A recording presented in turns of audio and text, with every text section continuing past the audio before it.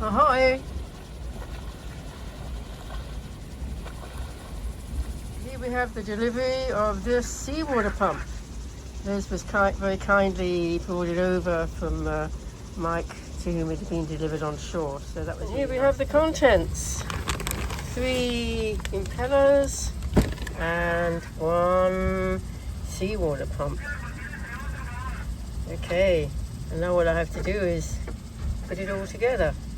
Get the old one out, get the new one in. Here we go.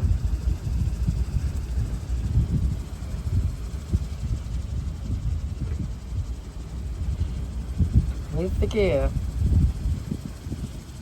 The pipe's waiting to take the hoses and the new impeller cover.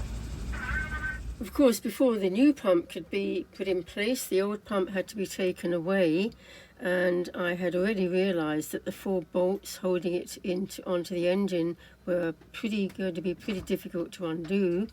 I'd put lots of coil on them in the hope of trying to ease them, but they just didn't want to budge.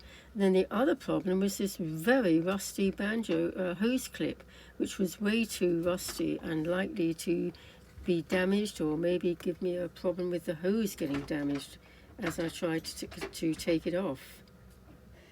Fortunately, I put out a request for help in the morning net to the Banderas Bay area, and Shane on Chloe, not too far away, came over to help with suitable tools, and he was able to get the hose clamp away without damaging the hose, and so that turned into not too bad a problem. He brought with him a very long extension which was needed to get the leverage in order to get the bolts undone, and you can see him here. He was very kindly working on the engine, doing most of the work in fact, and between the long lever arm acting on the bolts, and then finally the one rusted one, he used an impact driver.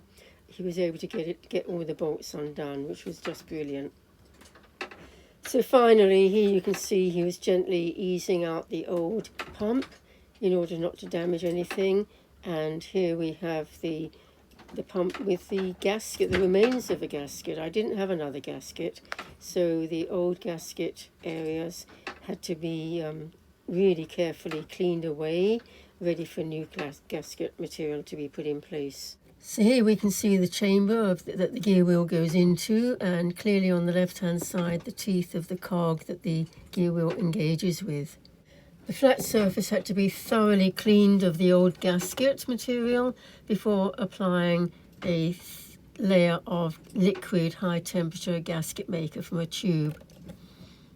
Then the new pump was very gently put in place so that the teeth of the gears engaged okay, and then the bolts were gently tightened, finger tight. Here we are with the old seawater pump taken out, and the new one waiting for the sealant, the gasket liquid to settle, to sort itself out.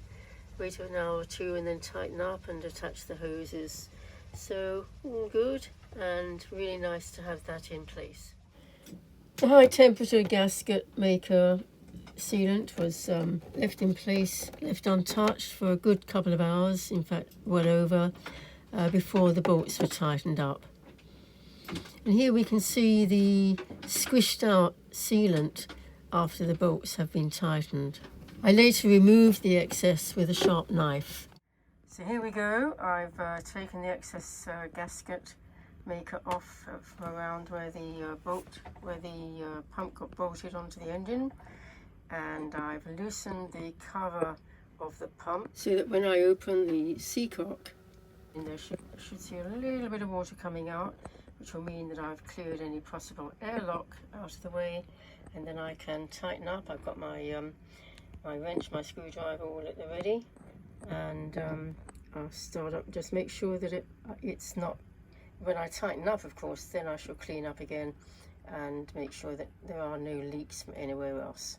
So we've nearly finished with the engine and the new water pump. Make sure that the cover is well and truly tightened and closed.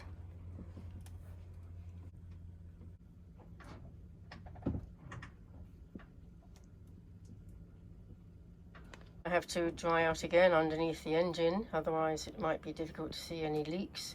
So that'll take a little bit of time, and then we'll start the engine. Well, the engine looks to be running fine. I'm not seeing any leaks. So there's our new pump in action. Very, very good.